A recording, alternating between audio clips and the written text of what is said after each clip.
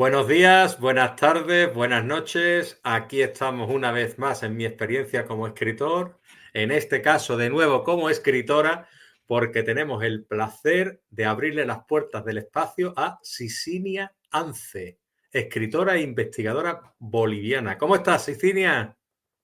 ¿Qué tal, Leo? ¿Cómo estás? Muy contenta de poder estar aquí en este espacio contigo y hablar pues de lo que nos gusta, de las letras.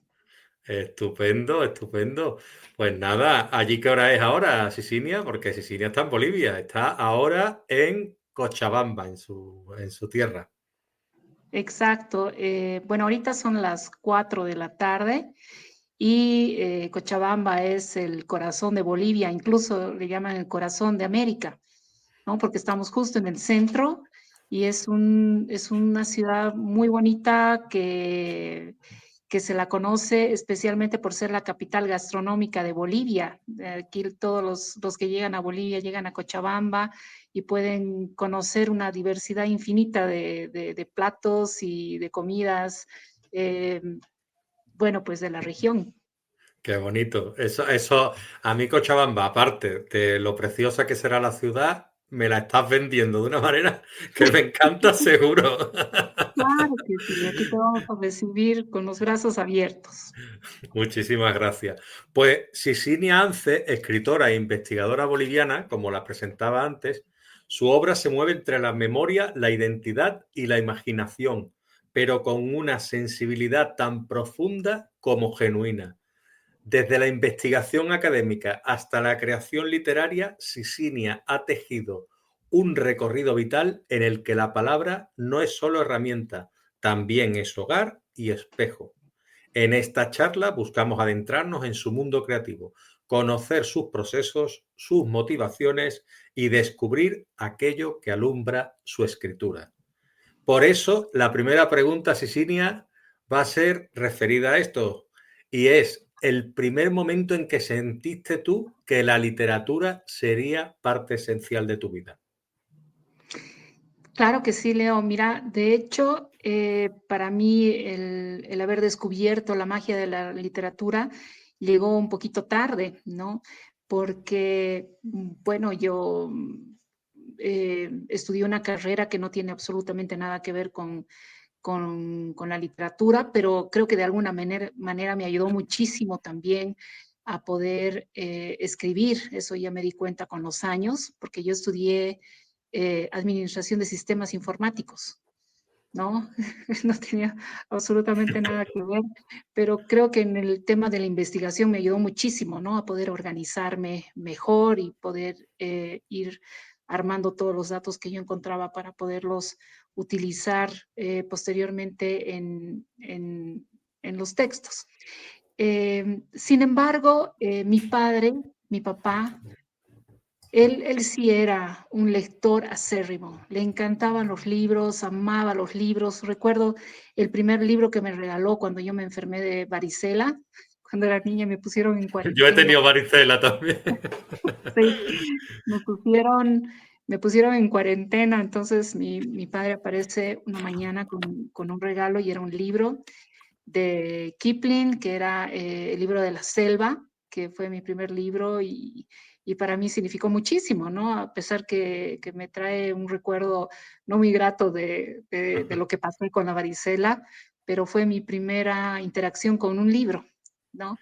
Y bueno, posteriormente, como te dije, he estado más concentrada en lo que era el colegio, posteriormente la universidad, y de ahí ya había terminado una carrera que eh, por muchas situaciones todavía no me permitió ejercer, hasta que, bueno, también por azares del destino, mi padre sufre un problema, un derrame en la mácula, y pierde como un 80% de la visión.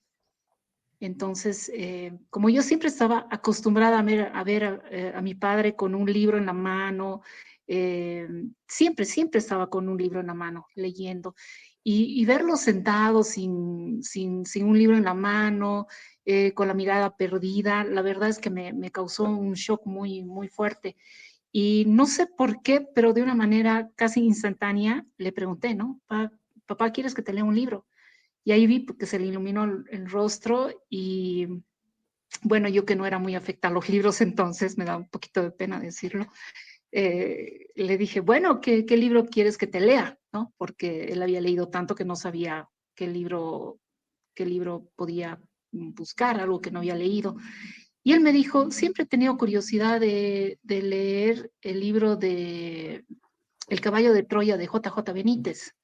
Ujú. Y yo toda ingenua me voy a buscar a la librería el libro de J.J. Benítez y me sacan la Biblia, ¿no? Es un libro súper Es que grueso. tiene 12 volúmenes, creo. Sí, Tiene sí, muchos sí, volúmenes. tremendo, que cada libro tiene como 800 páginas o más.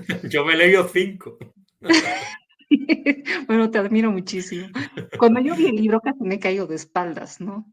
Y dije, Dios mío, esto no voy a terminar de leerlo nunca. Pero lo traje el libro a casa y mi papá estaba muy contento. Y yo, como te dije, no estaba en el mundo de las letras. Para mí era como, era así, ¿no? Como si me hubieran traído una Biblia así para empezar a leer. Y aparte la letra chiquitita, ¿no? Y J.J. Benítez que se caracterizaba por ser súper minucioso en las descripciones. Sí. Entonces le digo, leeremos antes del almuerzo. Y empezó así nuestro gran recorrido por el mundo de las letras. Todos los días, una hora antes del almuerzo, nos sentábamos y empezaba a leerle. Y después de la lectura teníamos un momentito de conversación. Hablábamos acerca de lo que se había leído en el día. Y finalmente, después de 3 meses, terminé de leer el libro. Y estaba feliz, ¿no? Ya, por fin. Pero le vi la carita a mi papá que me dijo, bueno, ¿y ahora qué libro me vas a leer? Y yo dije, bueno, esto no va a terminar acá.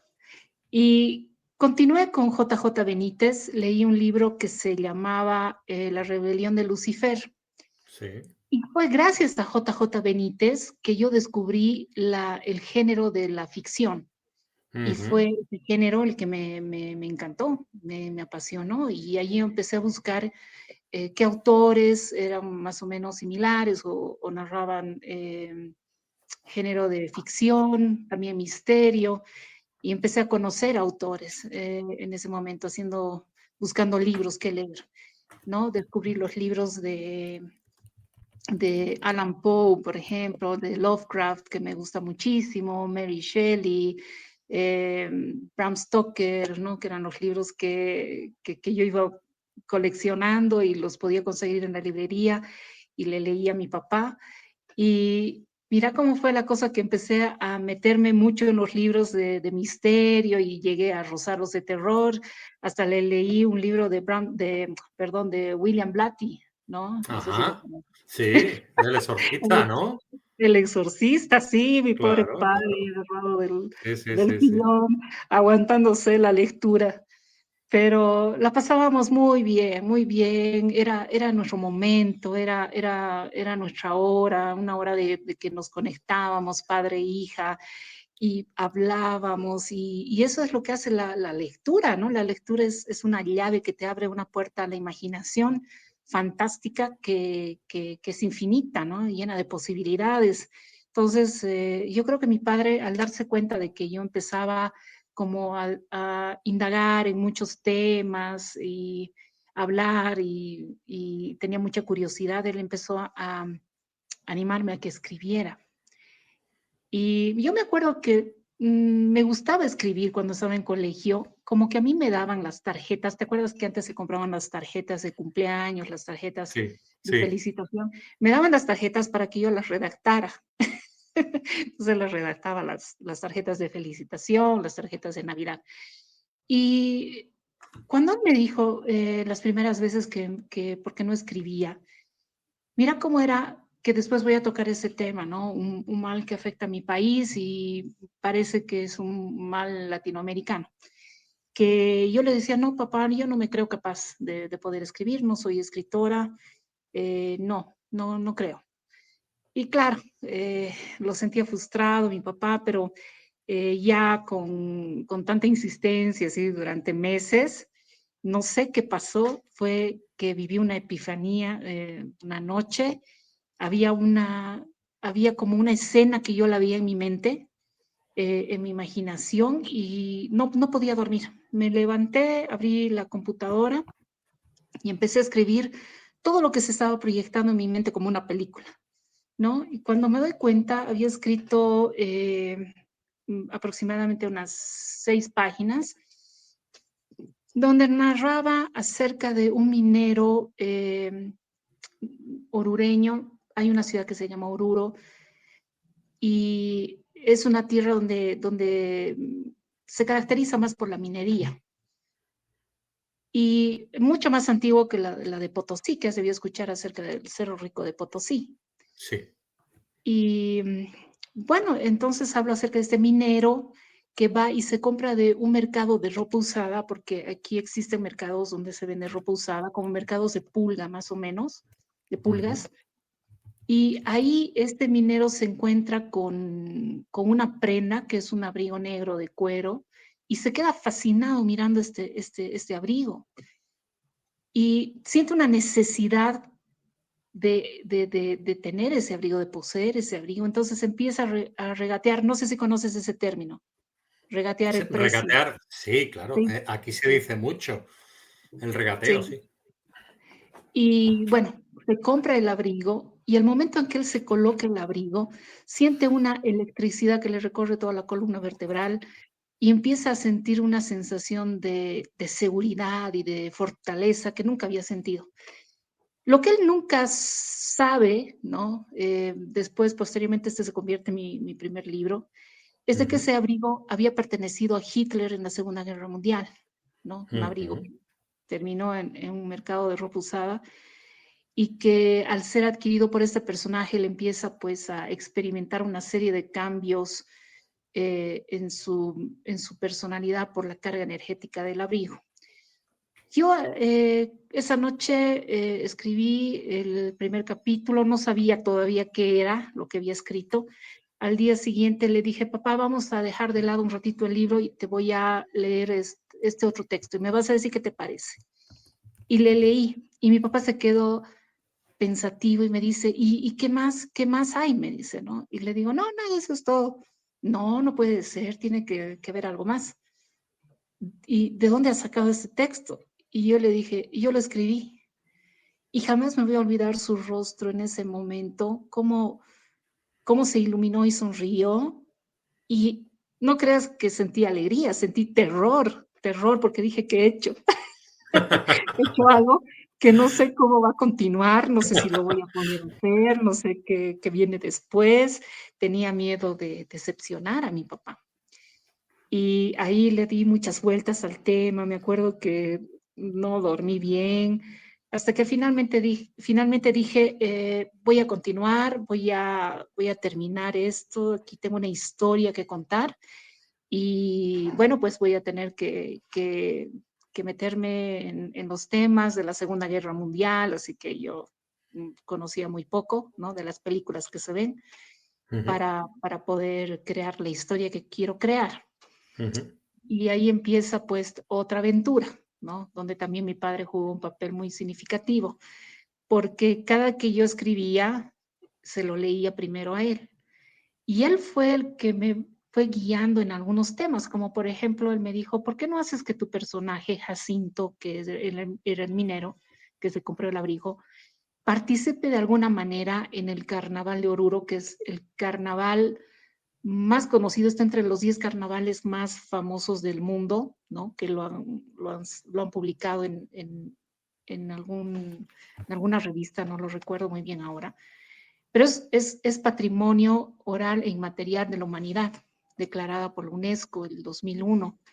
Es un carnaval maravilloso porque es completamente distinto a todo lo que se puede conocer, lo que es el carnaval de Venecia o los carnavales que existen en España. Es muy distinto porque en este carnaval hay un baile que es bastante singular, que es la diablada. No sé si has escuchado hablar.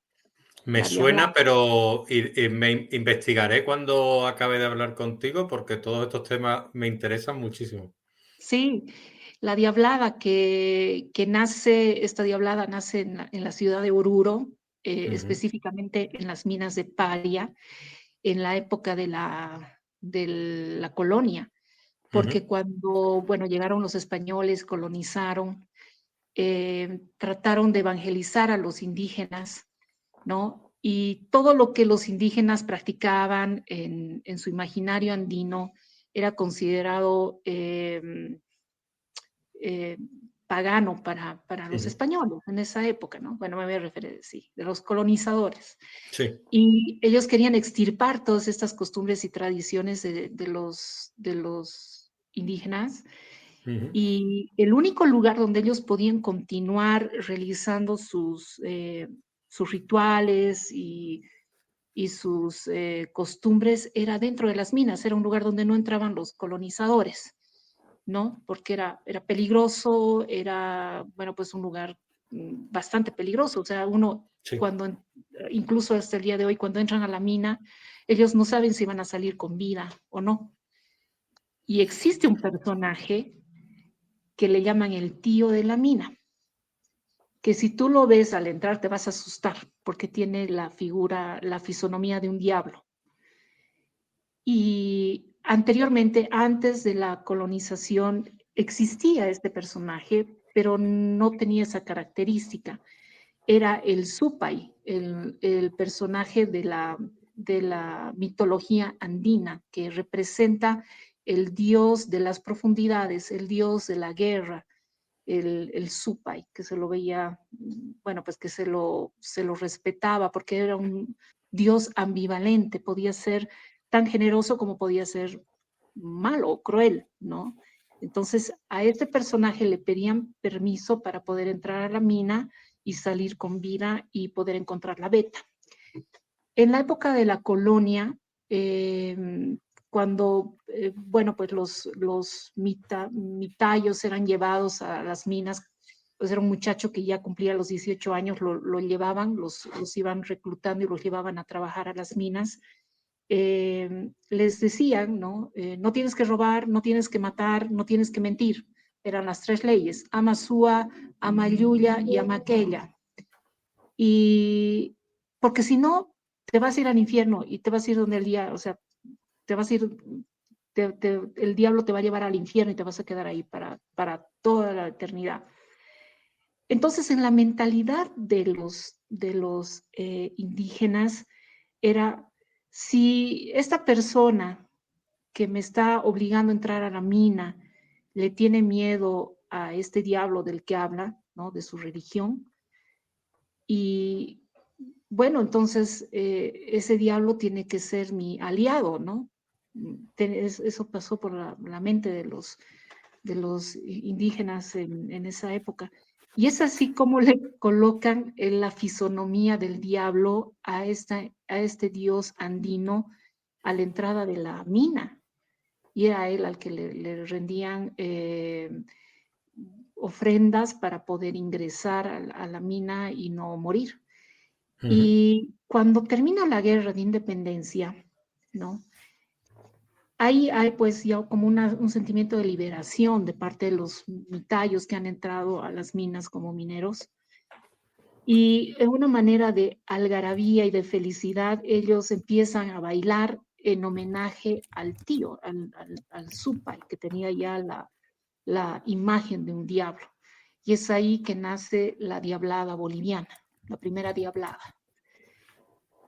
ya desde 1825. Y ha ido transformándose a lo largo de los años y adquiriendo características muy especiales, como ya a mediados de 1800 invitan a un maestro músico italiano para que sea el maestro de banda del ejército boliviano, el que escribió también, el que hizo la música para el himno nacional boliviano.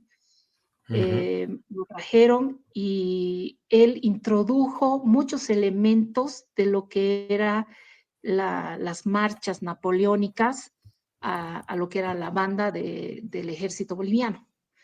Y estas características de la música, de las marchas napoleónicas, también vienen y transforman la música de la diablada.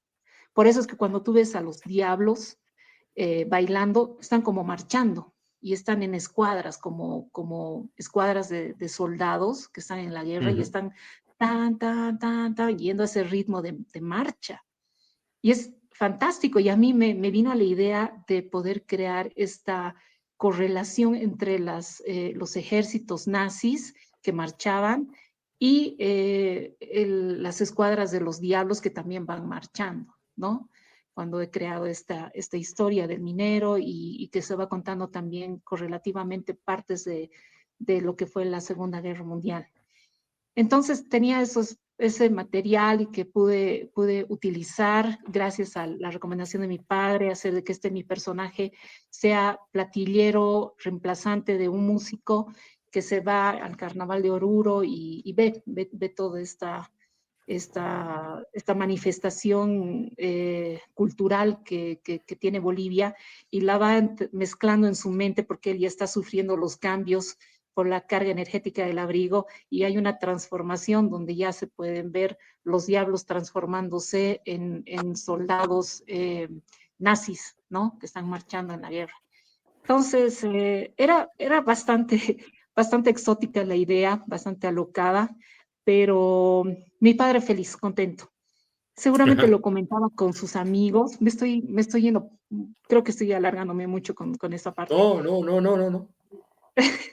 Y te cuento Mientras que tú te sientas a gusto, yo estoy encantado con lo que me estás contando, porque se ve ahí una relación estrecha con tu padre, que me sí, parece muy tierna y me parece estupenda y muy amorosa. Después se ve que la historia la entrelazas muy bien con Oruro, como tú has dicho, y con todo el tema del colonialismo y con el tema de lo de la marcha, me ha parecido sensacional lo de conjuntar la marcha de la Diablada con el tema de la marcha de los nazis, ¿no?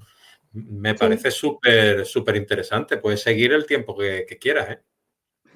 gracias. Bueno, y así fue que mi padre lo comentaba con sus amigos, porque, bueno, hay un club social donde mi padre, bueno, siempre iba, lo llevábamos unas horas para que se distraiga y lo recogíamos y lo comentó con amigos. Esos sus amigos seguramente empezaron a comentar un tema muy raro que también me di cuenta de tiempo después, es que a las minas no dejan entrar a las mujeres hasta el día de hoy. Piensan que las mujeres traerían mala suerte entrando a las Como en minas, los ¿no? barcos piratas, ¿no? Es un Exacto, antiguo ya todo. la misma idea. Y entonces cuando en Oruro, mira cómo fue expandiéndose los rumores, al prefecto, una autoridad en Oruro, le llega la noticia de que en Cochabamba una mujer había escrito sobre las minas y le pareció algo rarísimo y que había escrito una novela donde hablaba de las minas. Entonces tuvo curiosidad y me hizo buscar. Entonces, cuando me hablaron, me dijeron que querían ver cómo era el libro, sabían que no estaba publicado y que, bueno, si les gustaba la temática, podían ellos hacer una publicación. Yo no lo iba a publicar porque no tenía idea de cómo publicar un libro, no conocía absolutamente nada de lo que es el mundo editorial, no conocía ningún otro escritor boliviano. Eh, y llegué a casa y le conté a mi papá, le dije, papi, me han buscado, me han dicho que quieren leer el libro y que lo pueden publicar y que tengo que mandarlo. Y mi papá estaba contentísimo y me dice, ¿y cuándo lo vas a mandar? Nunca, le dije. ¿Pero por qué? Papi, hablo sobre los nazis, le digo, me van a tirar el libro en la cabeza. Y mi padre se enojó y me dice, no, vas a mandar, porque no voy a permitir que tú te mueras con la duda de saber si les hubiera gustado o no. Y él me obligó a mandar el policopiado. Bueno, lo mandé, no supe más, eso fue por septiembre del 2008. Bueno, llega Navidad, yo ya había estado escribiendo otro libro que era La clonación de Cristo, que fue mi segundo libro publicado, que para mí era, sí, la temática más alocada, ¿no? De que se pueda clonar a Cristo utilizando una muestra de ADN del manto de Turín.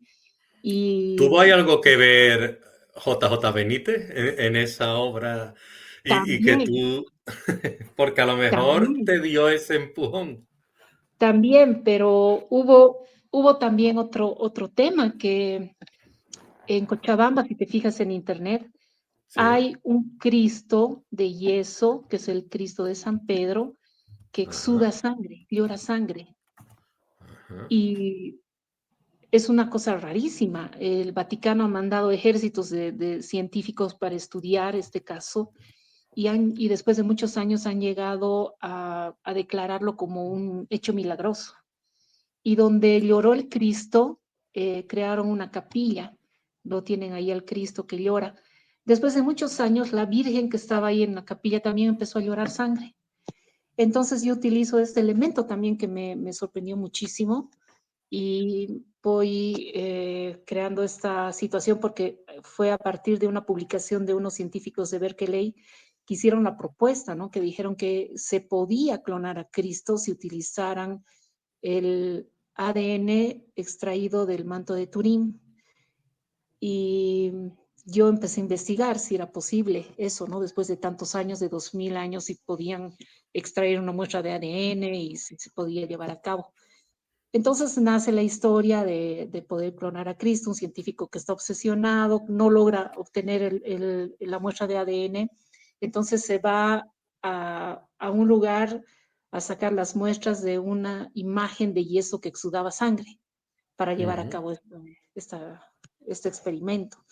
Lo que no se sabe es si va a clonar a Cristo o va a crear un anticristo. Más o menos ahí va girando la historia del libro.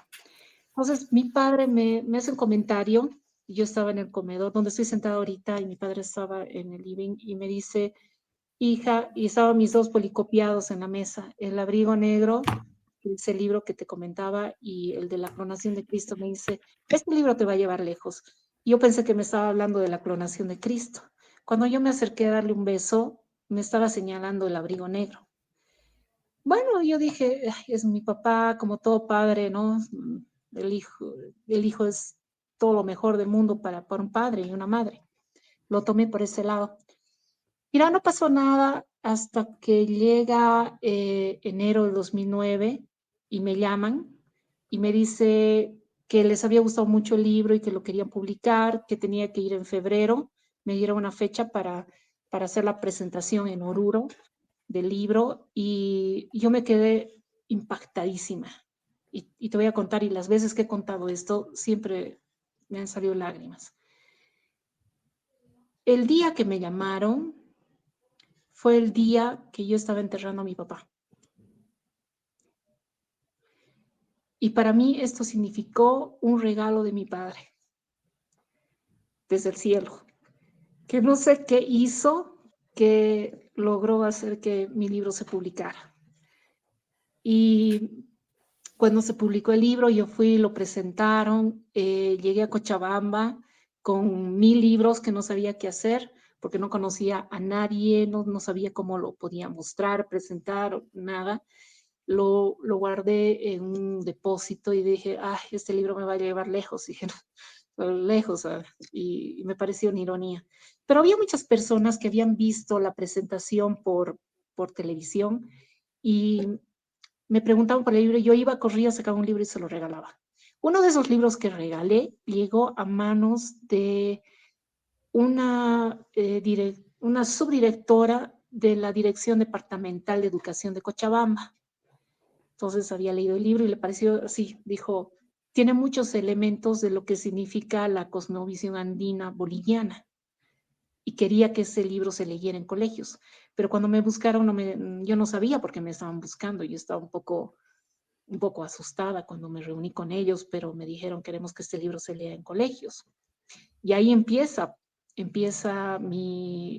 a despegar mi carrera literaria, ¿no? El libro del Abrigo Negro empieza a leerse en colegios, primeramente en Cochabamba, después pasa a Oruro, después a La Paz, a la ciudad de La Paz, Potosí, y así va haciéndose muy conocido y eso me dio pie a poder publicar la clonación de Cristo, después publiqué la segunda parte de la clonación de Cristo, que es las últimas profecías, Ujú. después escribí la segunda parte del Abrigo Negro, que se llama La lanza de Longinos, Ajá. y así empezó mi carrera literaria con esa historia que te acabo de contar. Muy bien. Háblame un poquito de la lanza en Longinos, entonces, porque claro, es un tema que he visto que estaba el abrigo negro, la lanza de Longinos en tus obras, y la lanza de Longinos, pues quiero que me hable ya como elemento bíblico, como elemento de lo que es la historia y crucifixión de Jesús, y que me hables un poco de qué trataría tu obra. Claro, cuando yo escribí El abrigo negro, no tenía idea de que iba a tener una continuación. De hecho, sí tiene un final abierto, ¿no? Porque después de haber pasado un montón de cosas en el libro, al final el libro termina siendo arrojado desde un acantilado. Lo lanzan y lo dejan ahí. Pero ya en la segunda parte es un viejito, un campesino que lo ve, lo agarra el abrigo, se lo coloca y ve que está en buen estado y se lo lleva, pero ya no está en Oruro, sino se va hacia Potosí, es otra ciudad donde está el Cerro Rico de Potosí. Y en Potosí existe un ritual que siguen llevándolo a cabo y que es muy interesante porque lo hacen cada 3 de mayo. Sí, cada 3 de mayo es el día de la Cruz del Sur, ¿no? Creo que marca un equinoccio, si no me equivoco. Es muy interesante cómo funciona esto. Pero nuestros ancestros lograron diseñar una cruz, que es la cruz andina, la cruz escalonada, que funciona como un regidor sociopolítico, cultural eh, y, no sé, y religioso, se podría decir, en lo que es el imaginario andino, que también sirve como un calendario que lo saben usar y les va indicando cuándo es el tiempo de la cosecha, cuándo es el tiempo de la siembra. Eh, es un símbolo que también encierra todo lo que es la visión de la cosmovisión andina, el universo, las constelaciones, inclusive sirve como un mapa, ¿no? Han estudiado tanto esta cruz que la han colocado con fotos satelitales encima de lo que significa la ciudad de Tiahuanaco. No sé si has escuchado hablar de Tiahuanaco. No. Es una ciudad que está en la ciudad de La Paz, una ciudad que según los estudios de Arthur Poznansky, que fue uno de los principales, eh, eh, bueno, geólogos comprometido con el estudio de esta ciudad, que todavía sigue, es una ciudad de piedra, que está en la ciudad de La Paz. Según sus estudios, le da más de 20.000 años de antigüedad. Claro que ahora dicen, bueno, tal vez no son 20.000 años, pero de que tiene más de 5.000 años tiene. Uh-huh. Lo impresionante de esta ciudad es que está construida piedra con piedra, son piedras megalíticas que pesan toneladas, pero lo curioso es de ver cómo han cortado la piedra, que no se sabe hasta el día de hoy, que que cortan con una precisión la piedra, que la pueden colocar una encima de otra sin necesidad de utilizar ningún cemento, nada al medio para que se queden pegadas, quedan perfectamente alineadas. No puedes poner, ni siquiera meter un papel en medio, ¿no? Y han investigado, han dicho, ¿cómo es posible? ¿Qué tipo de tecnología tenían para cortar la piedra de esa manera? Han utilizado diamante, láser, y ni siquiera el instrumento más moderno de punta que existe en el siglo XXI ha logrado la perfección de corte que tienen las piedras de Tiahuanaco. Y es una ciudad que encierra muchos misterios, ¿no? Y muestra de que realmente la civilización que vivía, los tiahuanacotas, tenía un conocimiento muy avanzado acerca de lo que eran las estrellas, la, el, la arquitectura, la ingeniería, porque en el altiplano se sabe, ¿no? Es muy difícil poder sembrar, que se pueda sembrar algo. ¿no? Es la tierra muy dura, pero ellos tenían formas que siguen utilizando el día de hoy. Muchas, unas ciudadcitas que están en el altiplano que utilizan los camellones, por ejemplo, para sembrar, ¿no? Ellos carvan, son como, si te fijas así desde el aire, son como peines, ¿no? Como un peine que puedes ver, que son como unas barras que han cavado y le echan agua y esa agua con el sol en el día se va calentando y en la noche crea un ecosistema que es adecuado para poder sembrar. Es muy interesante. Y bueno, lo que hice con la segunda parte nace gracias a una tesis que leí de un geólogo inglés que se llama Jim Allen, que está vivo, que viene a Bolivia, no he tenido la oportunidad de conocerlo, y él ha hecho algo muy interesante. Él ha utilizado el libro de Platón para buscar lo que era la Atlántida, ¿no? Y según él, ha utilizado todas las descripciones que hizo Platón en este libro, que es el Diálogo de Timeo de Critías, Sí. y ha utilizado fotos satelitales para ver en eh, qué lugar del planeta correspondía a todas las descripciones que hace Platón.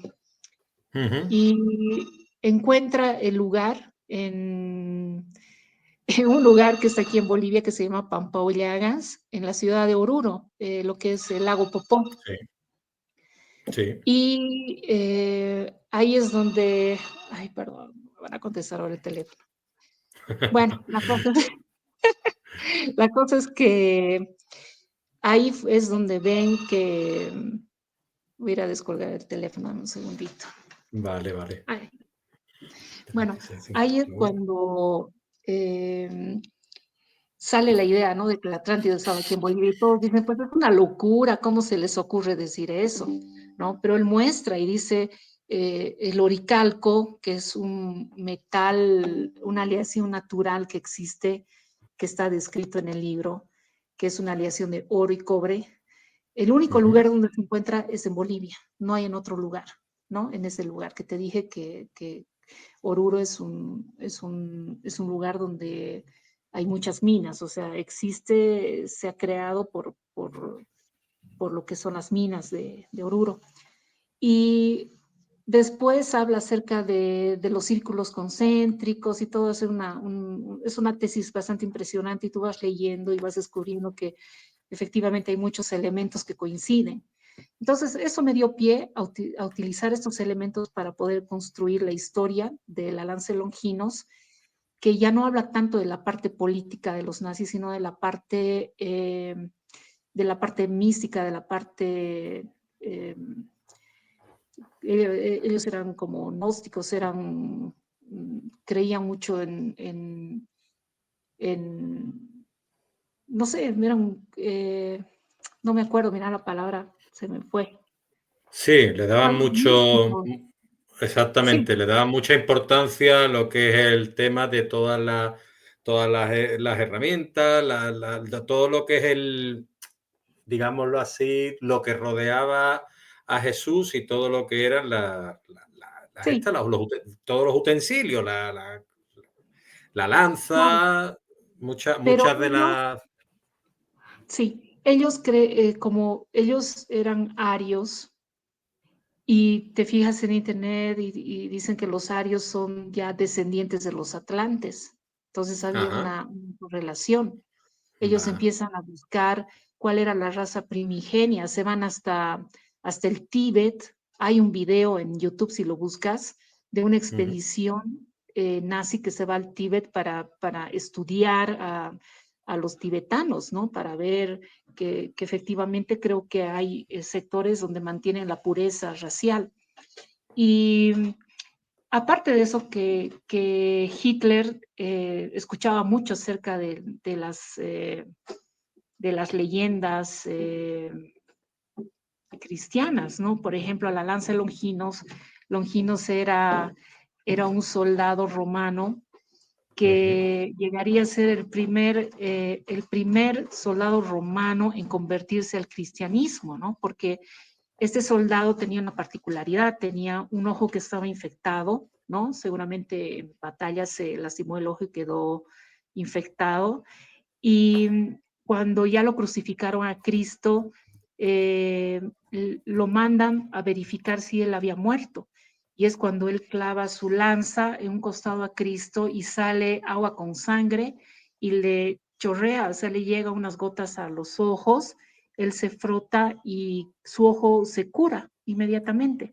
Y él cae de rodillas y se da cuenta, ¿no? De que ocurrió un milagro con su ojo. Entonces le atribuyen a esta lanza, la lanza de Longinos, muchos poderes sobrenaturales, ¿no?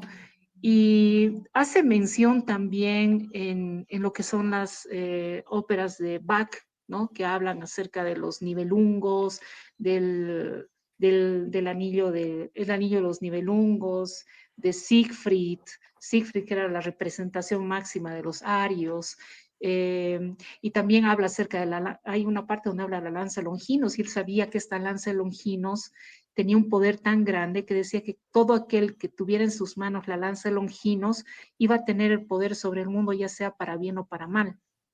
Pero había una maldición. También el momento en que perdiera la lanza, iba a encontrar la muerte inmediatamente. La lanza estaba en el Museo de Viena. Entonces, cuando él llega al poder, saca unos decretos e inmediatamente se hace sacar la lanza del museo y se lo lleva y lo esconde y no, nadie sabe dónde lo oculta.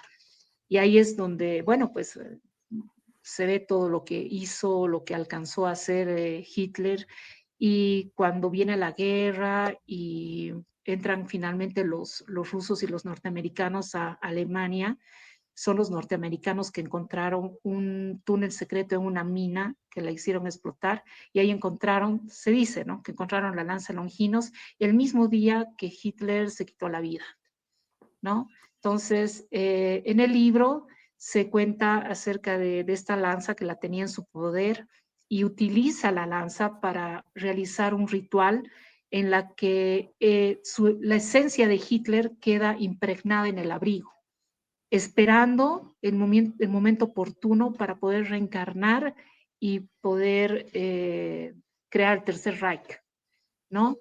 Y la lanza la ocultan en lo que son las ruinas de la Atlántida. Entonces, en la época antes de que termine la Segunda Guerra Mundial, llega una expedición de nazis a Bolivia, a la ciudad de Oruro, y traen un submarino enano y lo meten dentro del lago Popó. El lago Popó es pequeño, incluso se secó, llegó a secarse una época.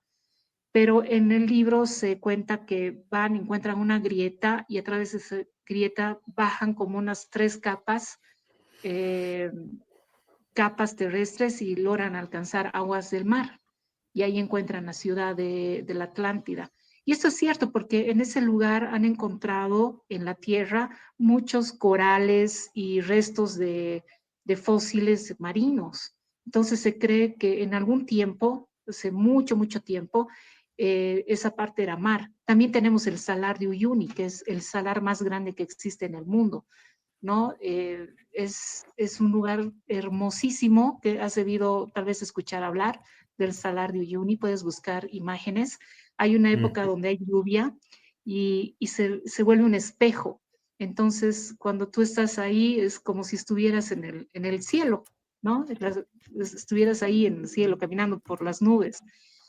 Y bueno, me alargaría muchísimo contándote todo, pero es así como esconden la lanza de Longinos y se hace parte de mi novela y se habla mucho de de esta parte eh, mística de los nazis, ¿no? Sí, está estupendo. Lo que pasa es que, claro, miras tu obra y dices, esta señora ha escrito sobre todos estos, lo que es temas bíblicos, temas de Cristo, ha escrito también poesía, ha escrito sobre el tema también de la Segunda Guerra Mundial, también ha escrito escritura infantil, digámoslo así, es decir, por ejemplo, la brujita cambia formas. Háblame un poquito de la brujita cambia formas, que me ha enamorado la portada de este libro. Ah, Bueno, yo ya te había comentado que estudié Administración de Sistemas Informáticos. Y cuando yo estaba estudiando en la universidad, mira, ya son 20 años atrás que salí. No cuente que yo también los tendría que contar. Sí, yo llevaba una materia que era inteligencia artificial. Y para mí la ¿Ya la inteligencia dabas en aquellos entonces? la daban hace 20 años. Pero entonces era teoría, era todavía considerado ciencia ficción el tema de la inteligencia artificial. Y claro, pasábamos esa materia y era interesante el saber de que ya existía la teoría de cómo podías crear un programa que pudiese aprender por sí misma, ¿no? Pudiese almacenar conocimiento y utilizarla Ujú, y aplicarla. Y cuando sale la inteligencia artificial, hace 2 años lanzan la primera inteligencia artificial como eh, experimental piloto todavía, ¿no? ujú. Yo me acuerdo que en esa fecha organizamos el primer encuentro internacional de narrativa de terror para la Feria del Libro de la ciudad de Cochabamba. Invitamos a varios escritores, uno de México, uno de España, eh, invitamos a una argentina, una chilena y bolivianos, pero fue virtual, obviamente. Y dijimos, publicaremos una antología como resultado de este encuentro. Entonces pasaron sus cuentos y en ese momento fue que salió, lanzaron la inteligencia artificial, perdón, fue hace 3 años atrás, Ujú. el, claro, 2022 fue. Lanzan esta inteligencia artificial y es ahí cuando empiezo a ver, porque me parecía algo absolutamente increíble, ¿no? Que estuviera viendo algo que unos años atrás se había considerado ciencia ficción. Y empiezo a ver, pero era un generador de imágenes. Se llamaba, ahorita no me acuerdo cómo se llamaba, pero era un primer generador de imágenes.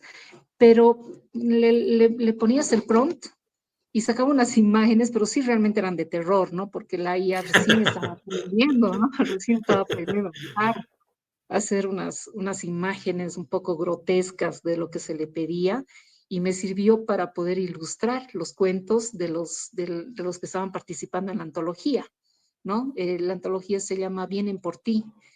Sí. Y, y te cuento que averiguando con la editorial, el libro de Vienen por ti fue el primer libro en el mundo que utilizó inteligencia artificial para ilustrar sus cuentos y se publicó. Fue el primer libro que nació aquí en Bolivia, ¿no? Salió la publicación, pero nadie le dio importancia, te cuento. Solo se dieron cuenta que Bueno, en sacamos aquellos entonces. sí, sacamos el primer libro en el mundo en el cual se había utilizado la inteligencia artificial para crear las ilustraciones. Bueno, al año siguiente, yo ya no vi más, al año siguiente vuelvo a entrar, Crayon se llamaba esa página, Crayon, así, ¿no? Sí, Vuelvo a como entrar, los sí, plastidecores, ¿no? sí, y entro y me encuentro con Mid Journey, que ya estaba así súper famoso, Uf, entro, y ahí pues me doy cuenta de cómo había evolucionado la IA, ¿no? Porque ya sus ilustraciones eran mucho más bonitas, ¿no? Estaban ya sí. mucho más interesantes. Y bueno, ahí yo ya ilustré otro cuento que yo tenía con IA y salió estupendo. De ahí seguía mejorando la IA hasta que pasó otro año y empecé a dibujar. Y empecé a dibujar, le pido a la IA que me dibuje una pequeña brujita al estilo de Tim Burton. Y me Sí, saca la brujita y me enamoro de la brujita, ¿no? sí, sí, Y sí, cada sí. vez que quería sacar a la brujita haciendo alguna cosa, siempre me la sacaba, pero de diferente manera. Entonces me nació la idea de crear la historia de la brujita cambiaformas, ¿no? Que era una brujita que cambiaba de formas de acuerdo a su estado de ánimo. Ah, qué bien. Y si estaba triste, cambiaba de una forma, si estaba feliz, cambiaba de otra forma. Y ella ya no quería cambiar de forma, quería seguirse viendo igual. Entonces, hace un viaje, ¿no? Y va por el bosque a buscar a la bruja reina y la conoce a la bruja reina y la bruja reina al final le da una lección de vida muy importante que era el que no es malo expresar las emociones, ¿no? Mostrarlas y salió un cuento bastante interesante que nace gracias a las ilustraciones que fui creando con mi Journey de la brujita. Y Pues está decidí muy chulo. publicarlo porque les gustó la idea a los del editorial. Lo publicamos y fue uno de los libros que más se vendió ese año, ¿no? Por no solamente niñas, sino niños y Sí, chicas jóvenes de 16 años que ¡guau! Se volvían locas por el libro y lo tenían. Porque aparte tiene una sección con stickers más, ¿no? Con todas las formas de la sí. brujita. Así que esa fue mi primera experiencia, pero más fue por el tema de la carrera que había estudiado, la curiosidad que tenía, ¿no? De ver la IA y, y bueno, poder realizar ese trabajo a partir bueno, pues de cómo va evolucionando la tecnología. El día de hoy ya trato de dar más oportunidad a miembros de nuestro colectivo, que es el Círculo de Escritores y Autores de Bolivia, ¿no? Ujú. Donde tenemos escritores, tenemos caricaturistas, tenemos a los que hacen cómics y bueno, tratamos de apoyarlos. Entonces, últimamente ya no estoy viendo el tema de ilustraciones con IA, pero me parece fantástico ese mundo, ¿no? Cómo está evolucionando y cómo se está convirtiendo en una herramienta que, que realmente va a ser de muchísima utilidad, pero resulta también que es de doble filo, ¿no? Porque Sí. mucha gente también se puede quedar sin trabajo. Una IA ahora te puede hasta recetar recetas médicas, bueno, no serían legales, ¿no? Pero te podría decir qué tratamiento podrías hacer en caso de que tengas, no sé, una alergia, alguna cosa, ¿no? A mí me sorprende. O te pueden dar consejos judiciales, ¿no? Te puede leer todo el libro de lo que son las leyes de un país y te puede dar consejos para algún problema que puedas tener, no sé, digamos, con los papeles de tu casa, tú le pides recomendaciones y te las puede dar. O sea, hasta ese punto sí a uno le puede dar un poco de miedo de ver Mm. cómo una IA te puede resolver muchos problemas y puede afectar la profesión de muchas personas. Sí. Pues saltando un poco también, porque tú no eres una autora de género, tú has tratado varios géneros. Luego, ahora nos podemos adentrar, por ejemplo, en el terror, ¿no? Que tú también has escrito La Casona, que también es un cuento de terror, ¿no? Y después también El Ático. ¿Qué tienen los áticos que dan tanto respeto? Bueno, el ático nace mm, más, bueno, aquí en mi ciudad, las casas antiguas todavía tienen áticos, ¿no? Tienen un lugar donde funciona como un depósito. Y bueno, las casas modernas ya no tienen, ¿no? Ni tampoco, ¿cómo llaman cuando están bajo la tierra? Sótanos, tampoco. Sótano. Sí, pero una casa que todavía existe y donde mi madre tiene su negocio, que es una casa que era de mi papá, que está en otro lugar, tiene un ático grande, ¿no? Y claro, nosotros en chicos que íbamos a jugar, subíamos, había cosas guardadas llenas de polvo y se escuchaban ruidos porque, claro, es de madera y era una casa antigua, entonces te hacía dar mucho miedo, ¿no? Y había un piano antiguo que estaba así ya malogrado. Y a veces cuando estábamos ahí arriba jugando, se podía escuchar que como si una nota de piano, ¿no? Y nadie lo había tocado. Entonces, nace la idea de crear esta historia del ático que hay una presencia, ¿no? En el ático de una casa que, donde se va a vivir una mamá con su hijo, y ella está con protección de testigos y se queda en esa casa. Y el niño en la noche empieza a escuchar el piano desde el ático y empieza a sentir atracción, ¿no? Y constantemente va y se quiere meter en el ático. Y lo que pasa es de que hay una entidad ahí en el ático que utiliza las notas musicales del piano para atraer al niño y chuparle su energía, ¿no? Entonces, cuando la madre se da cuenta con lo que estaba lidiando y no sabe cómo salvar a su hijo porque le echaba llave el lugar y el chico siempre se daba maneras de ingresar, es a partir de entonces que ella se entera qué es lo que había ocurrido, ¿no? Con esa entidad o por qué estaba sucediendo eso y le cuenta la historia, ¿no? De un pianista que tenía un salón velatorio. No sé si te lo voy a contar porque te lo voy a echar a perder, yo te lo voy a mandar el No, no, cuento. no, no, no me lo destripe, no me lo destripe, no me lo destripe. Pásame a la casona, pásame a la casona. Este me ha quedado claro. Este tiene un punto que pero lo que me ha dado realmente miedito, ¿no? Es sentirme contigo en ese desván cuando me lo estabas narrando tú de pequeña, ¿sabes? Sí. Decirme que estabas allí, que era tan grande, lleno de polvo, y me lo estabas describiendo, me estabas metiendo en ese desván contigo y me dice que suena la nota de un piano que nadie lo está tocando y he dicho, para, para. Háblame un Bueno, tengo poquito de otro la casona, cuento. porfa. Te voy a hablar de un cuento que muy pocos me lo han subestimado mucho. Se llama Sí, Una rosa en las catacumbas de Palermo. ajá, Y es una autora española la que me inspiró con un cuento que se llama Carne de Ángel. Ella ajá, se llama Pilar Pedraza. Es sí, una buena, escritora gótica, o sea, sí.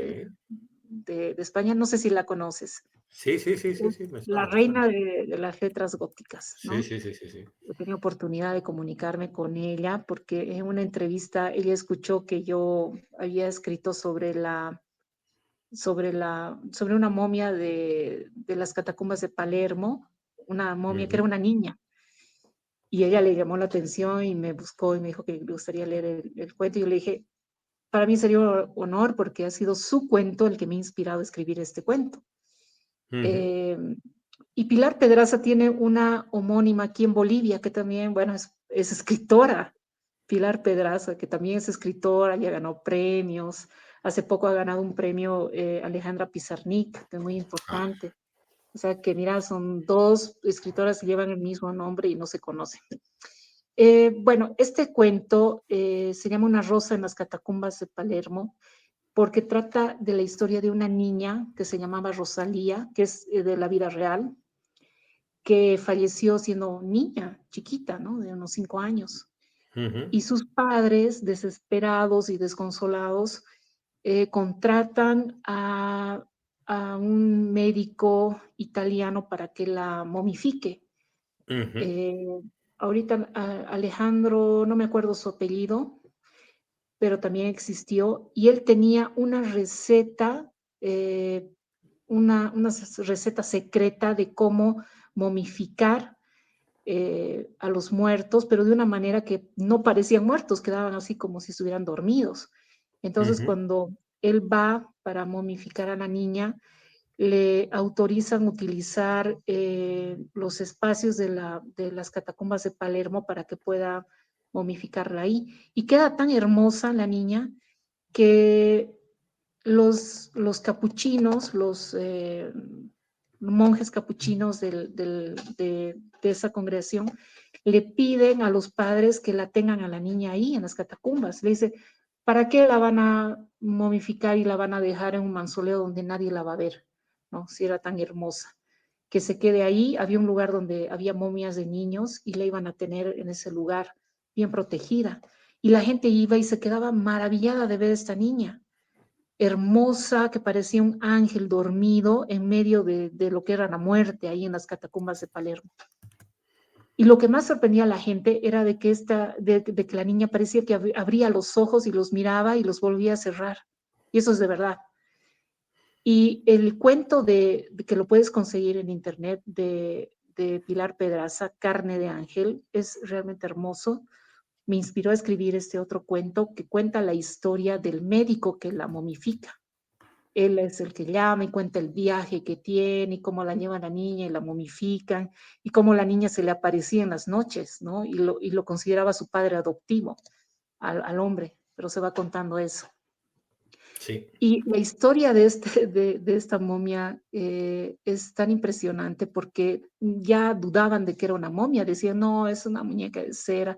Entonces le hicieron un estudio donde le pasaron rayos X y se dieron cuenta de que donde ella estaba protegida había plomo y no podían ver la imagen dentro.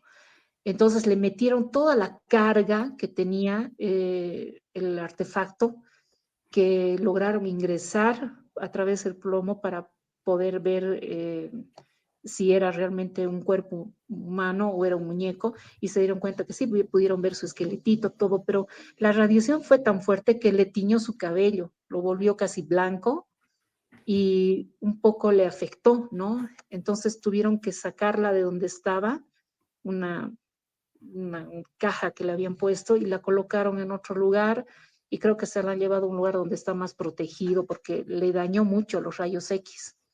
Pero sigue ahí y la gente que va a verla se queda pues así asustada porque la niña parece que abre los ojos, los mira y los cierra. Y eso me inspiró a escribir ese cuento de una rosa en las catacumbas de Palermo, que te lo puedo pasar también en digital si quieres. perfecto, estaré encantado de leerlo. Lo que, sí, sí, sí, sí, y más como me lo cuentas, ¿eh? Después está, yo creo que hay una obra que tú quizás le tengas un cariño especial, no sé por qué, pero me transmite eso. Quisiera hablarte de Juana Azurduy. ¿Podrías tú hablarme de ella, por favor?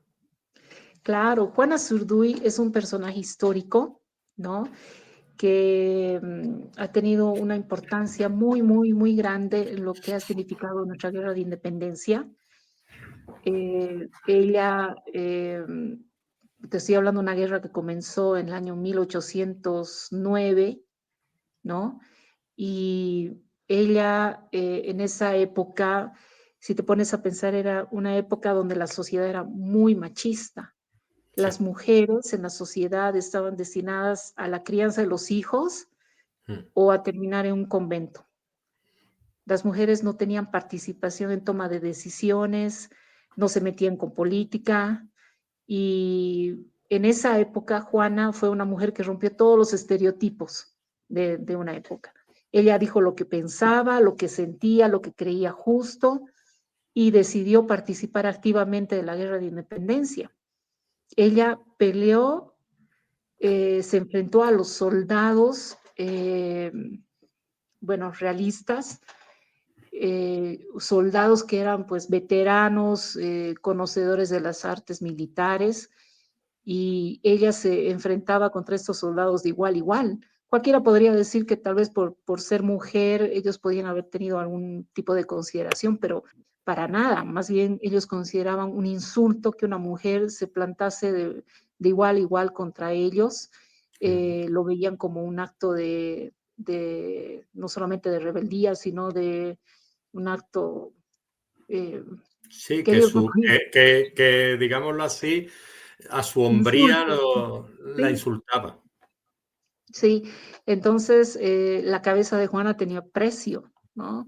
Era como el trofeo que todos buscaban para llevarse. Y ella participó en 33 acciones militares, ¿no? Ella ha estado en campo de batalla 33 veces, peleando contra hombres que eran muchísimo más fuertes que ella, mucho más hábiles con las armas, y ella logró salir con vida de esas 33 acciones militares. Era una excelente estratega, ¿no? Ella había recibido una educación muy esmerada cuando era niña. Su padre en realidad estaba esperando un niño, pero nació Juana y Juana era pues muy, muy apegada a su padre y salía con él a cabalgar. Ella cabalgaba excelentemente. Ella aprendió desde niña el manejo de las haciendas, de sus tierras, porque su padre tenía miedo, ¿no? Que si le pasara algo quién se encargaría de mantener las propiedades que tenía. Entonces ella aprendió desde niña el manejo administrativo de las haciendas. Imagínate siendo una cosa de 9 años. A los 9 años ella perdió a sus papás, ¿no? Se murieron. Su Ujú. madre murió antes y a los meses su padre lo asesinaron. Muy bien. La terminaron metiendo a un convento, pero ella era rebelde, era impetuosa, al final la sacaron del convento, regresó a su hacienda y ahí ella tiene la suerte de conocer cuando ya es joven, a un hombre que compartía sus ideales, ¿no? Y que dejaba y alimentaba también en ella esos sueños de justicia, de igualdad.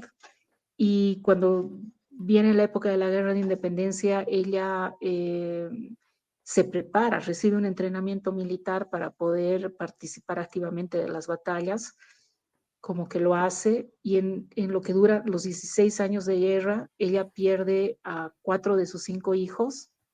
Ella da a luz a su quinta hija en un campo de batalla, y cuando su marido la despacha con 2 escoltas, ella agarrando al bebé en brazo, se tiene que enfrentar contra 2 traidores y pelear agarrando a la bebé de un brazo y con el otro brazo el sable, y logra así deshacerse de los traidores y escapar. Y también pierde a su marido posteriormente, pierde todo lo que ella tenía, se queda prácticamente sola. A su quinta hija la tiene que llevar a un lugar donde se quede protegida, rechaza a su maternidad por la protección de su hija y ella continúa con la lucha, pero ya en tierras argentinas. Se va a pelear con un comandante que se llama Martín de Güemes, que Ujú. era un tremendo hombre feroz, que a ella le recordaba mucho a su marido, ¿no? Y pelea con él algunos años y luego regresa. Es testigo de cuando se firma el acta de independencia y nace Bolivia, pero a ella no la tomaron en cuenta, ¿no? Para, para ver nacer una república, habiendo sido ella una excombatiente, ¿no? Más bien trataron de opacarla, de, de hacer que su nombre se pierda, ¿no? Por el hecho de que era mujer, igual era mal visto, ¿no? En esa época, entonces han tratado de destruir su nombre, pero el tiempo le ha hecho justicia y bueno, ahora ya se está rescatando su nombre, están conociendo todas aquellas cosas que ella ha hecho y lo que ha significado para una época, ¿no? Todo lo que ella hizo es realmente increíble. Solamente se la puede comparar con Simón Bolívar. No sé si has escuchado hablar de, Sí, claro. obviamente, En Simón Bolívar. Cádiz hay una estatua a caballo de Simón Sí. Bolívar. Mm. Entonces, está a esa altura siendo mujer, ¿no? Porque Simón Bolívar ha participado en un poco más de 100 acciones militares y Juana en 33. Imagínate, una mujer. Creo que no hay otra en el mundo que ha luchado como ella lo ha hecho. Entonces, se ha llegado a consagrar como un hito muy importante en lo que ha significado la guerra de independencia en Bolivia. Muy Por eso es bien. de que a mí me, me nació escribir sobre ella, porque aparte yo tengo una conexión especial por el lado de mi mamá.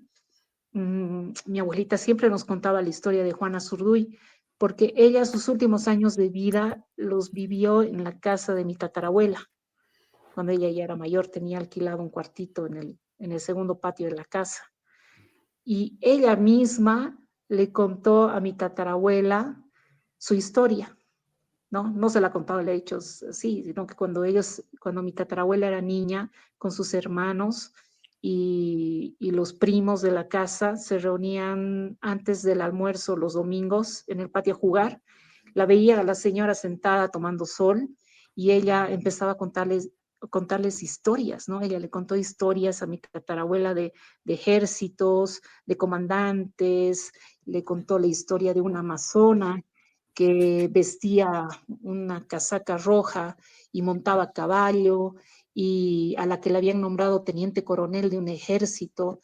y de que un comandante le había regalado por admiración su sable, y que esta mujer había logrado también arrebatarle la bandera al abanderado del ejército realista, y así le contó muchas cosas que dejaba impresionados a estos niños. Pero la conexión la tuvo más con mi tatarabuela.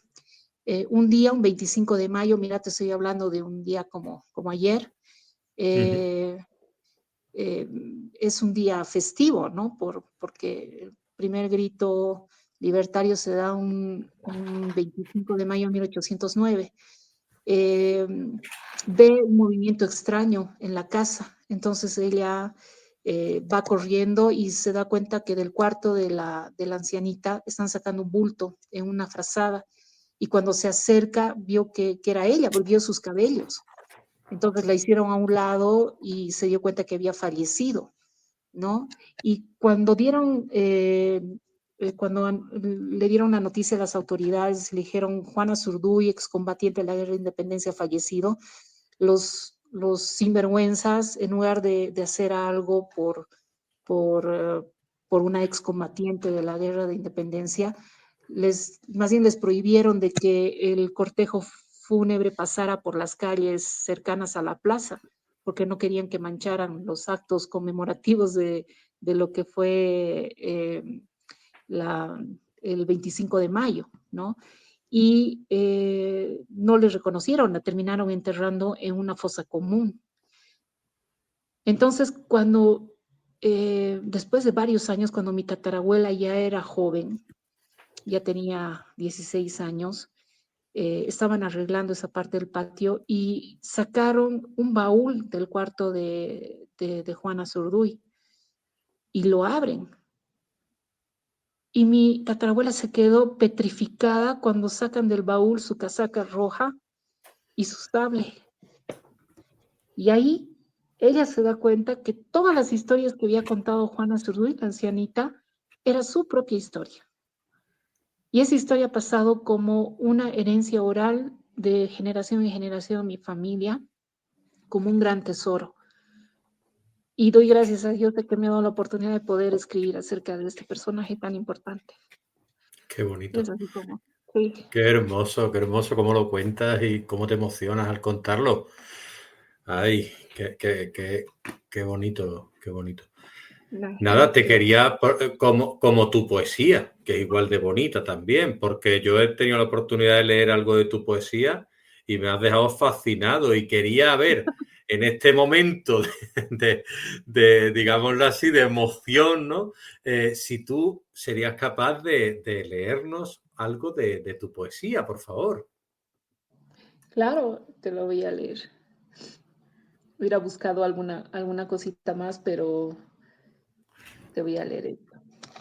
Venga, Tengo uno que se llama Bajo tu piel. Te quiero mencionar que yo no me considero poeta o poetisa, ¿no? No es lo mío, realmente respeto a los que se dedican a escribir versos y poesía, porque es sí, bien, bien difícil poder expresar lo que sientes de, de una manera en prosa, ¿no? De poderlo hacer así es bien, bien complicado. Creo que hay que nacer con ese espíritu de poeta para sí. poder hacerlo. Pero te lo voy a Yo soy leer. como tú, Ese es yo soy como tú, que a mí me gusta escribir poesía porque hay veces que lo necesito, pero no me considero poeta porque sería un insulto a los poetas y a las no, poetas, ¿me entiendes? Yo hago lo que no, puedo para yo liberarme, vamos, no otra cosa, sí, ¿sabes? sí. Todos tenemos ese impulso poder escribir poesía, ¿no? Pero ya existen los que lo desarrollan de maravilla y, bueno, como yo que me quedo ahí en la puerta atisbando. Pero me va a gustar leer algo tuyo, Leo, me vas a pasar después, ¿ya? Claro que sí, claro Mira, que sí. este se llama Bajo tu piel. Bajo tu piel. Dice, muero por mirar el brillo de tus ojos y acercar a tus ojos los míos. Oh, cómo leería en ellos todo el sentimiento de la felicidad. Mi lejano amado a quien día a día, ausente, estrecho entre mis brazos, besando despacio, tierna, secretamente la piel, el difuso límite que de mí te separa. Piel tensa, tibia, fuerte, fibrosa, invisiblemente cercana, que tiene la contextura poderosa, el calor, el aroma de suave canela. Su mismo perfume parece gritarme, tuyo soy, heme aquí, entregado a ti. Como una gota de rocío, un suspiro atrapado entre las curvas de tus labios. Pero no, yo te beso, beso tu piel, firme, casi real bajo la humedad de mi boca, y te percibo a cientos de kilómetros, lejos, distante, detrás la frontera de la lejanía, ebria de tu aroma, inalcanzables exhalaciones, deseosa de ti, aunque la distancia momentáneamente te me niega. Gracias. A mí me ha encantado. Además, ya no solo la poesía, sino cómo la lees, con qué temple y con qué holgura y con qué facilidad lo haces, ¿eh? Con lo No, difícil que es leer poesía, ¿sabes? Sí, oh, sí, sí, sí, gracias, sí. Además, tienes una voz muy linda para leer poesía, ¿eh? Sí, sí, sí, sí, gracias, sí. gracias, Sí, Leonardo, sí, te sí. agradezco. Muy bien. Un tempo genial. Perfecto.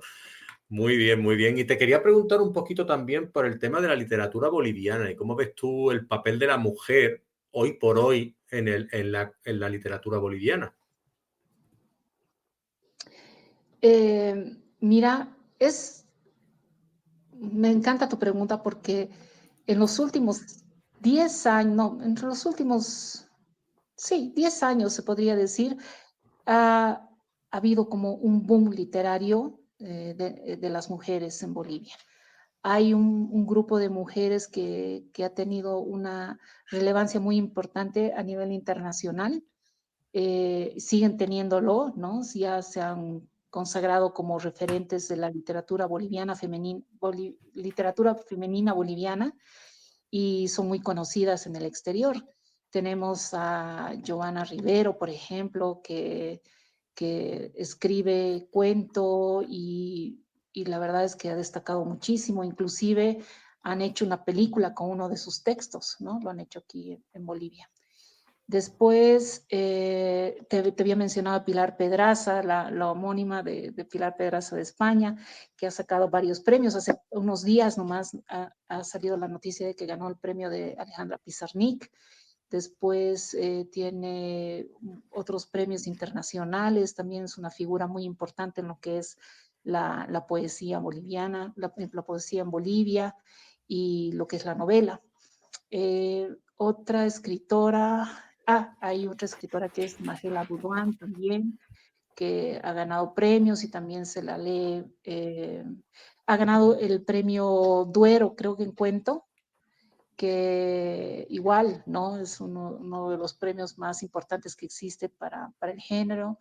Tenemos a la hija de Homero Carballo, que es Carmen Lucía Carballo, que también es una figura que está agarrando mucha fuerza en el ámbito de la poesía.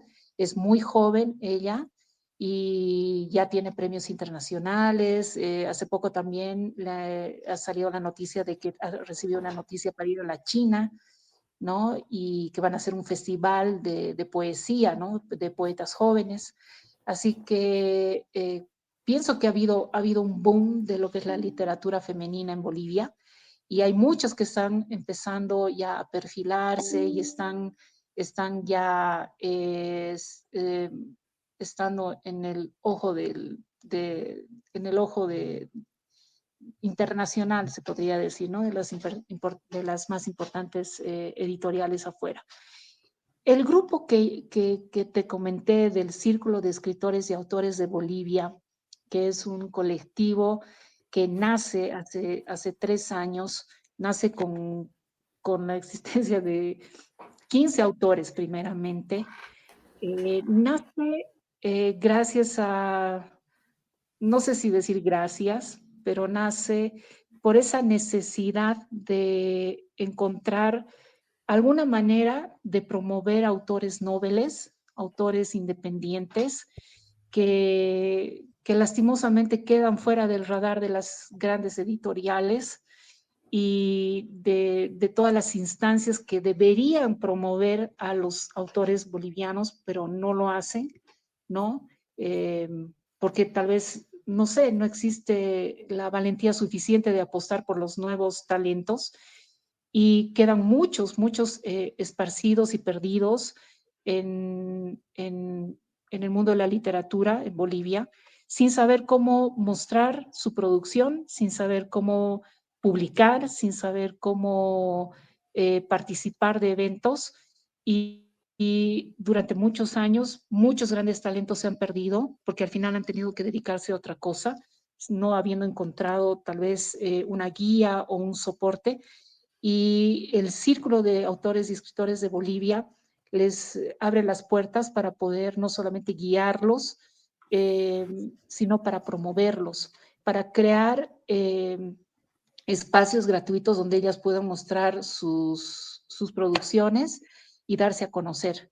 Y este año, como nunca antes en la historia de Bolivia, el Círculo de Escritores y Autores de Bolivia ha logrado eh, hacer que Bolivia sea el país invitado de la Feria Internacional de Ayacucho, Perú, y está enviando una delegación de 10 autores para participar de esta feria y que puedan mostrar su producción ya en el ámbito internacional.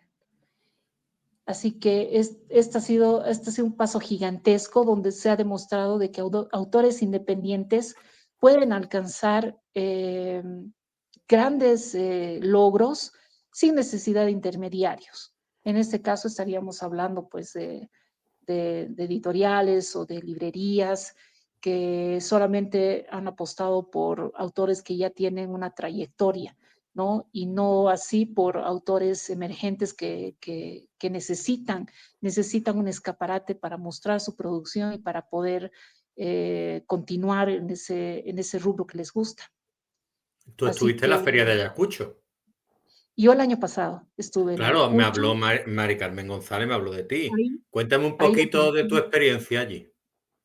Me encantó muchísimo estar en una ciudad eh, tan, tan, tan cargada de historia como es la ciudad de Ayacucho y también poder estar en un lugar donde francamente es como si hubiera viajado a otra ciudad de Bolivia, ¿no? Compartimos muchas, eh, compartimos eh, muchas tradiciones, costumbres, el imaginario andino, ¿no? Que cubre también parte del Perú. Se puede sentir que no es tan lejano ni tan extraño a los bolivianos. Y específicamente Ayacucho fue una experiencia maravillosa porque, bueno, ahí conocí a Mari Carmen, ¿no? Que ella llegó y recibió un premio que había ganado con un cuento en el concurso de novela infantil. Y la verdad es que me encantó conocerla, conocer el trabajo que realiza y ver la cantidad de premios que tiene. Y conocer también a otros escritores que han llegado de otros lugares y poder tejer esta red de amistad entre todos ha sido realmente muy gratificante. Pero también fue muy especial el viaje porque tuve la oportunidad de poder conocer a los organizadores de la Feria Internacional del Libro de Ayacucho, especialmente a su presidente, que es Willy del Pozo, Sí. y poder hacer posible este sueño de llevar a nuestros autores a Ayacucho, a nuestros autores del círculo, y que ellos tengan la oportunidad de mostrar su producción y de poder estar también en un ámbito internacional. Perfecto, perfecto. Y pasamos un poquito ya de la literatura en modo escritor o escritora, en tu caso, a el modo personaje, a esos personajes que crean muchos autores, muchas autoras y que tanto nos llevan lejos, ¿no? Y que tanto nos gustan y nos hacen sentir cosas. Tú, si tuvieras la oportunidad de tomarte un cafelito con un personaje de ficción, ¿a quién elegirías y de qué te gustaría hablar con él o con ella? De ficción. ¿Me estás hablando de mi obra en particular o de cualquier personaje de ficción? Lo que tú veas. Tú podrías preguntarle a un personaje tuyo de tu obra porque te parezca lo suficientemente enigmático o porque incluso creas que tiene mucho interés. Puede ser, por ejemplo, en este caso, Juana, o cualquier otro personaje. Sí, he pensado en Juana, aunque no es un personaje ficticio, ¿no? Es un personaje que ha existido, pero ya me preguntaron, ¿no? ¿Qué le podría preguntar si es que tuviera la oportunidad de verla? Y te cuento de que la he visto. Es otra historia, otra anécdota que te voy a contar. Cuando escribí el libro el 2017, bueno, lo publiqué el 2017, hice la presentación en un teatro donde se iba a presentar un grupo de artes escénicas que se llama Déjà Vu, que realizan como pequeños flashes históricos, ¿no? Actuados. Lo estábamos viendo en el teatro, ya viendo el tema de la iluminación y de los tiempos. Y había un grupo de muchachos con cámaras que estaban sacando fotos al teatro, creo que era para una publicación que iban a hacer. Y el momento que yo estaba hablando con el señor encargado de las luces, se acerca uno de estos muchachos y se interpone entre el señor y yo y le pone la cámara encima. Le pone la cámara encima y yo me quedé así atrás mirando. Y resulta que luego me dice, mire, me dice, me muestra la imagen de la cámara y se veía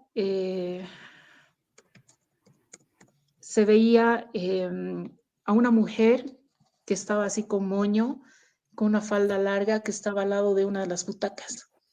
¿A qué Ujú. bien? Le dije nomás. Y me dijo, ¿no se da cuenta? ¿De qué? Le digo. Y me dice, es un fantasma, me dice. Pues me acerca a ver bien la imagen. Y claro, pues se ve que era medio transparente, ¿no? Y, y ahí yo dije, bueno, alguien me dijo, no fui yo, me dice, creo que es Juana que nos está mirando practicar las escenas para la presentación.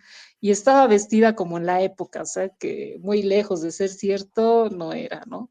Pero nunca me quisieron compartir la fotografía porque el muchacho iba a mandar esa fotografía a una página que es donde mandan este tipo de Sí, fotografías, ¿no? sí.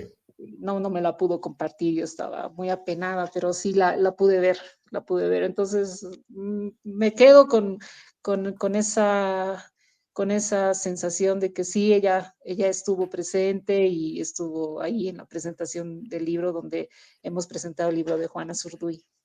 Muy bien. Y ya acercándonos al final, ¿qué proyectos tienes tú actualmente de literatura o de investigación que estás haciendo y que se puedan contar?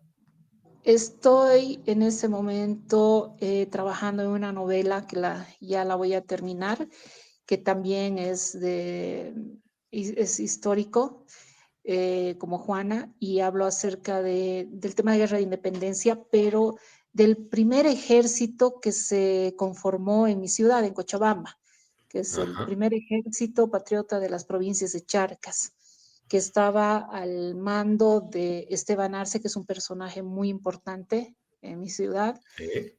Francisco de Rivero y Ujú. Melchor Guzmán. Estos tres personajes muy importantes que gracias a ellos pudieron conformar este ejército y que fue también el nacimiento del crisol de la nacionalidad boliviana, ¿no? Porque en este ejército participaron voluntarios tanto de Cochabamba como de Oruro, de Potosí, de Santa Cruz. Entonces se lo determina como el primer crisol de la nacionalidad, ese libro. Perfecto, Se va a llamar perfecto. Entre lanzas y cañones. Pues suena interesantísimo, interesantísimo. Y quería preguntarte ya por último, antes de despedirnos, ¿qué recomendación o consejo le darías a quienes están empezando en este camino de la escritura? Eh, Le recomendaría mucha lectura. Por mi caso también particular, ¿no? Que ha sido la lectura la que me ha regalado una nueva profesión, que es escribir. La lectura es realmente la materia prima de todo aquel que quiera empezar a escribir, cualquier Ujú. género. Y no solamente para la escritura, sino para todo ámbito, ¿no? La lectura es realmente la única dinámica que nos abre la mente y nos hace poder tener una mente crítica, poder discernir mejor, poder ver con mayor claridad las cosas que ocurren a nuestro alrededor. Entonces, pienso que la lectura es una dinámica muy importante que nos ayuda en el día a día de nuestra vida, de nuestras vidas. Perfecto. Perfecto consejo. Leer mucho, que eso es muy bueno a la hora de escribir también, leer mucho y hacerle caso a Sicilia. Y Sí, después ya, pues, despedirme de ti, que ya hemos estado aquí una horita y media estupenda, en la que nos has abierto el corazón, en la que nos has hablado de cultura boliviana, de historia boliviana, de literatura boliviana y de todo lo que es tu entorno, ¿no? Que es maravilloso por lo que nos has contado. Nos has hablado de tu familia, te he visto emocionarte. A mí me has ganado y te agradezco mucho que hayas pasado por aquí y que nos hayas contado tu experiencia como escritora, de verdad, ¿eh? Y como persona. ya. Te agradezco muchísimo, Leo, a ti más bien por haberme dado la oportunidad de compartir este espacio. Me he sentido realmente muy cómoda con tus preguntas. Eh, Me he sentido en casa hablando contigo, así que más bien te pido disculpas si es que me he excedido un poquito. No, no, que va, que va, Pero que va. Aquí el sí, tiempo que haga falta cada uno, el que le hace falta y además, que ya te digo que como has llenado tú el tiempo, no hay fisuras. Así que es estupendo. no, te agradezco muchísimo la oportunidad y bueno, pues así como ya te había pedido anteriormente, vamos a compartir algunos textos. Quiero leer algo Sí, de lo que has escrito en poesía y me va a encantar y yo también te voy a mandar algunas cosas que me gustaría compartir también contigo. pues estupendo, pues estaremos en contacto. Muchísimas gracias y ya sabes, a quien quiera pasar por aquí de tu círculo, tráeme a la buena gente, ¿vale? ¿De Claro que acuerdo? sí, así lo vamos a hacer. Muchas gracias, muy amable. Cuídate, un abrazo. Gracias a ti. Hasta Chao. luego.